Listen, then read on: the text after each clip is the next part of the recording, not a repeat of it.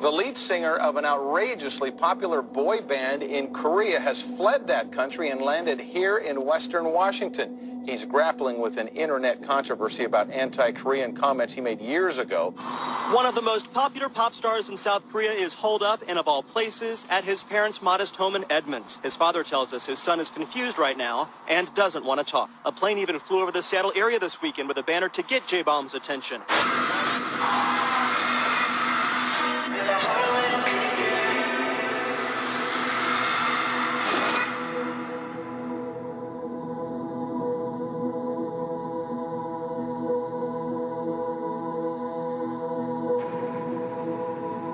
Korean artists that have tried to come to the U.S., and we've seen them fail miserably, unfortunately. Every single American company and executive was like, it's too Asian. You know, you should be something a little bit more marketable. Can we continue to represent our people and be successful in the United States? And I think that a lot of that psychology translated into how we approached our music when we started wearing sunglasses, thinking like we had to like hide our identity. You even look at artists like Drake, they coming from Toronto, it's not easy to break in the US. And you have a culture that, you know, blacks that we created, so it's like you having people that just like it's an outsider coming in. Naturally, there's going to always be hurdles. It should be expected. That crossover is so nasty.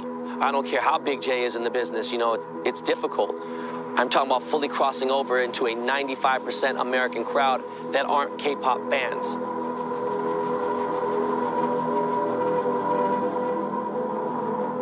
You can't fake authenticity. You can have a music video director throws as much culture in that video as possible, but your authenticity is not going to shine through, specifically for hip-hop music. Hip-hop isn't just a genre of music that's audio. It's everything around you. You know, the way you look, the way you talk, the way you ooze, the spirit of it. And that is very easy to see when you don't have it. And I feel like a lot of the people who've tried to cross over from Korea, they've been trying to just, you know, buy the culture.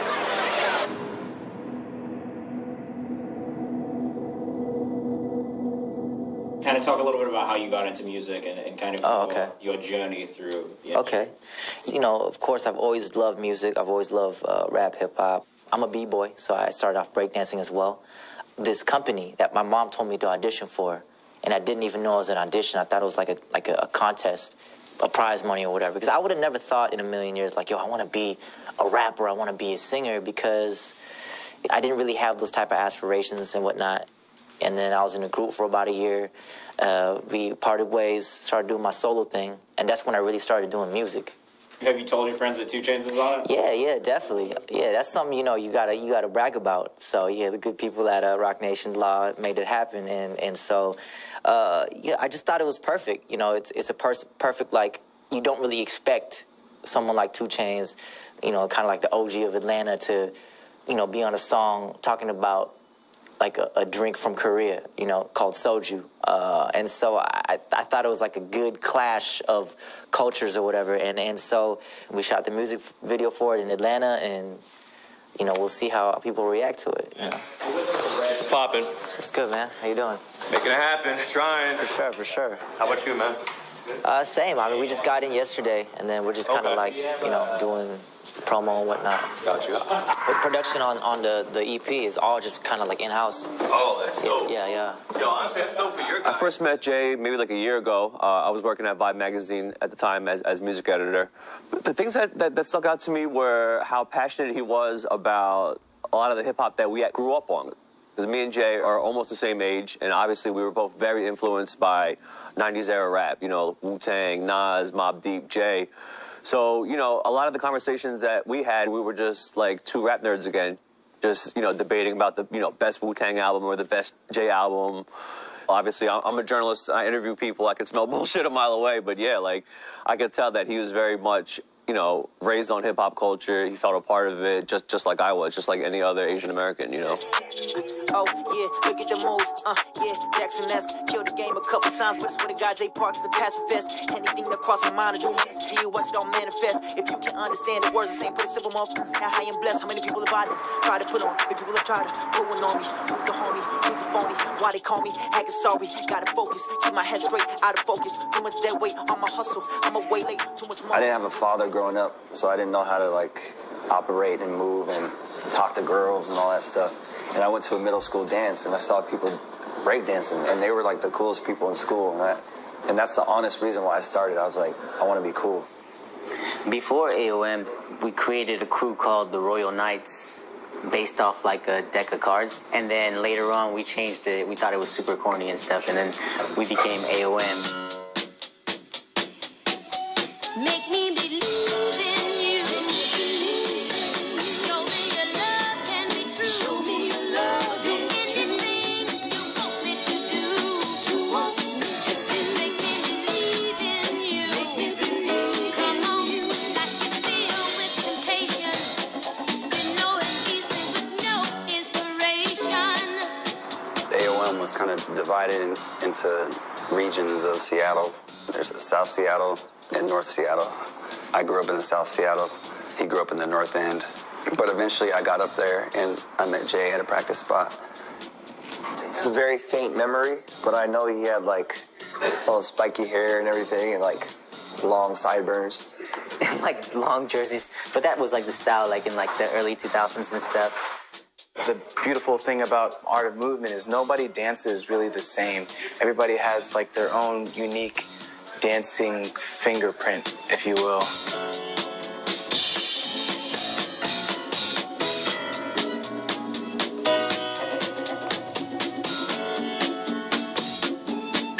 I think hip-hop in general is just really about community. It's about, you know, uplift the community and the people around you. And so I grew up, you know, with all my cousins and all my, you know, aunts and uncles, and we always hung out together. We always, you know, we went to church together, and that's why I can relate to it, and that's why I fit in so well, is because I had those family values already growing up. We're like a family because we're like a crew. Through the highs and the lows, we ride together. You know, we started off together, so we're gonna make sure that we're all popping together or no one's popping at all, you know? And so I think that's what qualities kind of really appealed to me in hip-hop and with B1.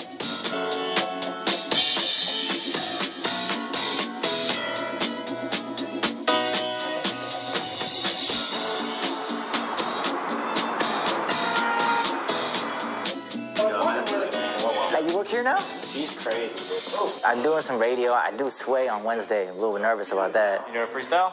Yeah. I don't know how Black Thought rap for 10 minutes straight without... Man, he's just different, though. Yeah, he's built differently. There are very few rappers who do what he did. All the soldiers do. Hey, that's on Complex? No. This is a promo, so I just got this done. So I'm gonna send it to everybody. Oh, okay, for sure.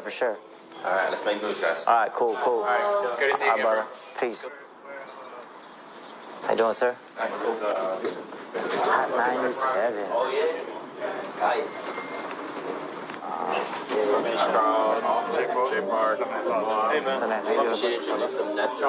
When I first heard Jay's music, I was intrigued by the sound of it and wanted to hear more, so I just dug a little deeper.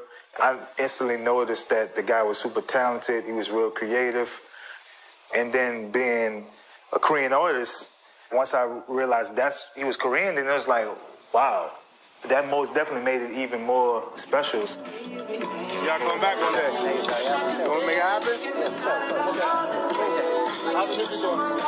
Good. Everything's going. I mean, I'm from Korea, so I've been doing stuff out there. So You live there?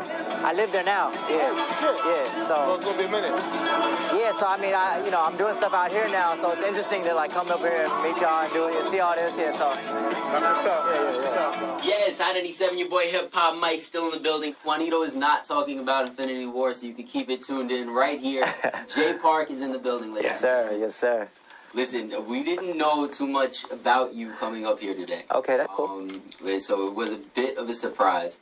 But what we did know about you is two things. You're fly. Thank you. Hence the windbreaker. And that you've been famous forever. A baby, it looks like. He's been famous for that long. I mean, he's a Truman Show, man. What's going on? Yeah.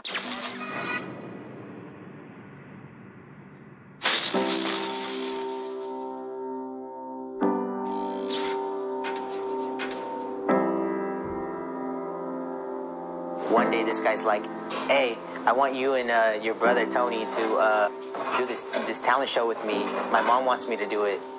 Turned out it's just like Korean audition type of thing. You know, we didn't think anything of it. This guy just went, did his thing.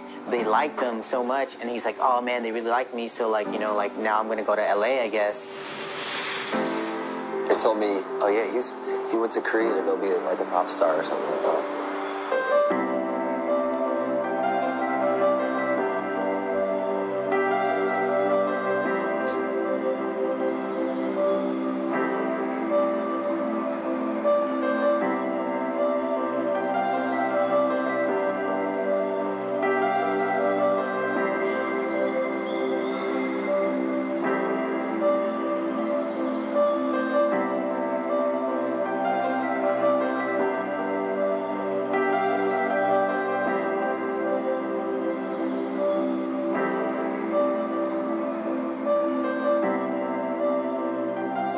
It was over. I was kind of relieved, to be honest. I was just like, yo, all right, let's just, you know, regroup and just kind of like take it day by day. There's no more pressure, no more look out for what everybody's thinking about me or watching what I say or watching what I do. I just can just live a normal life again. You know, I was relieved. I could see my friends, I could see my family. I could break dance, I could b-boy, I could do b-boy battles. Slowly started to gradually go back into my life that was before Korea. I was definitely kind of worried about what I would do in the future, but I wasn't really afraid. About to do an interview, possibly a freestyle. How you feeling about that? You got it, right? Yeah, I mean, I rehearsed it like a bunch of times before I went to sleep yesterday, so. Let's talk about it. What's the new shit? Wait, so soju, it's one bottle? Yeah, it's a bottle this big, and then you just, you know, pour each other shots. Yeah, and then You really should get a shot, though. I mean, you know, I'm basically asking for a shot. Yeah. That's what I'm doing. Get like... So who's trying to try it? You guys all try to try it or what? If there's enough... There should be, yeah. You were the best.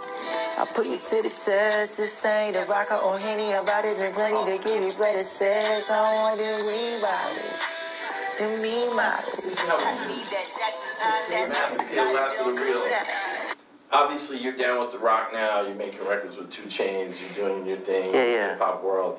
I just want to touch on K-pop as a thing. Yeah. Because it's a major... It's big. Some people are completely unaware of it. I wish I would have just stuck to the K-pop route after seeing BTS. They're blowing up. They're blowing up. It's crazy. Yeah. But what is it like being in that world? He's connecting really well with the press. You have an artist that's established, that's on time, that's articulate, that's engaging, that's not standoffish, that wants to meet with people, that wants to take photos. And then you have the opposite of press. They done their research and they know what he has accomplished. Oh, and you have this guy that's willing to do these press runs and do these interviews and all this other kind of stuff. So it makes them like, yo, I want to see this guy win.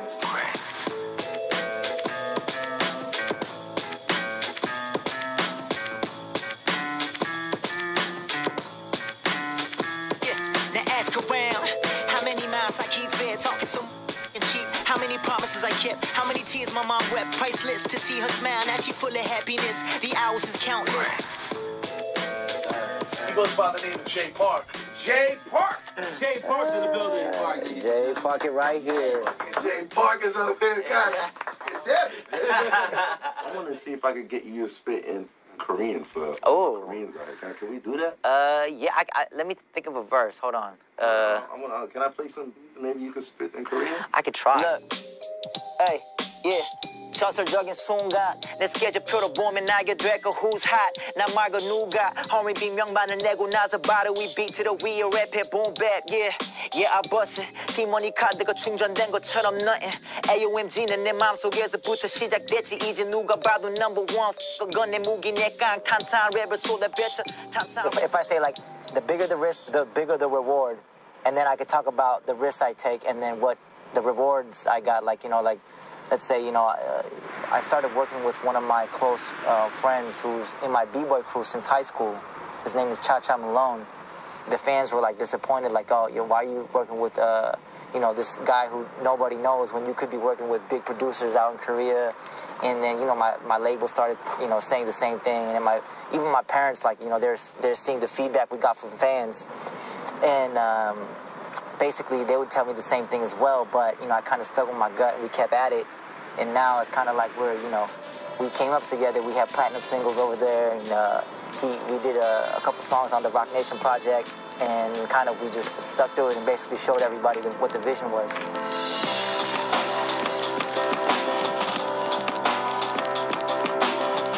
I grew up in a musical family. My mom was a singer. She did local gigs and everything, like kind of jazz, R&B, Motown stuff. So I was around that influence. And then, with my break-in, a lot of funk and soul, a lot of retro stuff, feel good, you know what I mean, feel good music. So fast forward back to Jay, I felt like he needed to keep going, right? I had a feeling he liked R&B based on his sound in Korea. It was kind of like, we're a crew. I'm pretty sure I can make you some good music, and let me send you these beats. You might like them, right? And he's like, oh yeah, let's record. So I wrote this song for myself, because I was very motivated when he came back. It's called Speechless. And we took it to his house and recorded it in his basement. No soundproofing, no nothing. We ended up going on tour, like a fan meet tour, and performing that in like 9 countries in Asia.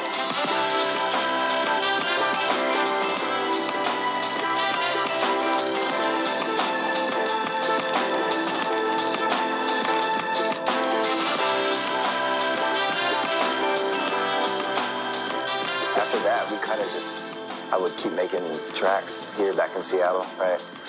Eventually, he would fly me out to Korea, and then I would engineer him. And that's when things started really sounding like we wanted them. For me, small town kid, city kid, to really experience that and have been a part of that was really crazy. And I would snapshot everything. Every year I would just work on albums with Jay too. So we were working on the next one in 2011. New Breed was released in 2012. That was like a hit. Yeah, I'm hip-hop just for the record, and I got respect for AOMG, AOMG now, AOMG. 한국의 다른 래퍼들도 잘 안 하는 그런 더 힙합적인 문화를 아이돌 멤버가 하고 있으니까 되게 인상 깊게 보고 있었거든요. 그 당시가 좀 분위기가 좀 그랬던 것 같아요. 네, 약간 좀 눈치를 봐야 되는? 박재범이라는 사람의 컴백에 대해서 되게 부정적인 시선이 되게 많았거든요. Doing Good이라는 제 솔로 버전이 타이틀곡이었고 그 버전의 힙합 리믹스를 하고 싶어 했는데 박재범이 참여한다고 하니까 다른 뮤지션들이 그거를 약간 꺼려 하더라고요. 그냥 소문으로만 들었었는데 약간 박재범이랑 친하게 어울리는 뮤지션들이랑 이런 사람들을 좀 활동 못하게 저지를 할 것이다. 그냥 우리는 힙합이 좋아서 이 음악을 하는 건데 아무리 큰 회사가 개입돼 있다고 해도 이거를 막을 수 있을지가 좀 의문이었어요.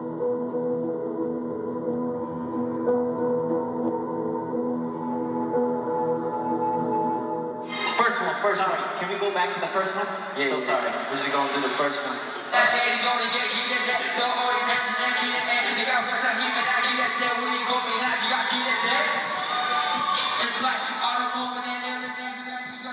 저는 교포는 아니지만 교포랑 비슷한 문화를 겪은 사람으로서 한국인도 아니고 외국인도 아닌 이 정체성에 대한 그런 약간 혼란을 사실 알거든요. 영어도 완벽하게 할 수가 없고 한국말도 완벽하게 할 수가 없는 뭔가 그 사이를 계속 왔다 갔다 거리면서 언어를 배워야 되고 이런 사람들을 좀 더 서포트를 했던 것 같아요, 저는. 솔로로서 뭐 뮤직뱅크나 뭐 이런 데 나갈 일이 없는데 그냥 잔잔한 R&B 노래였는데도 이 곡의 피처링은 당연히 나와 제일 친한 래퍼가 해야 된다. 래퍼로서는 무조건 내가 지원 사격을 나가야 된다. 라는 약간 그런 되게 돈독함이 있었던 것 같아요. 그래서 같이 막 뮤직뱅크 나가서 막 1위 하고 네, 막 검색어 막 오르고 막 되게 분위기가 되게 재밌었어요. 그래서 그 시절이 요즘도 막 모이면 그때 얘기 가끔 하는데 그때 되게 추억인 것 같아요.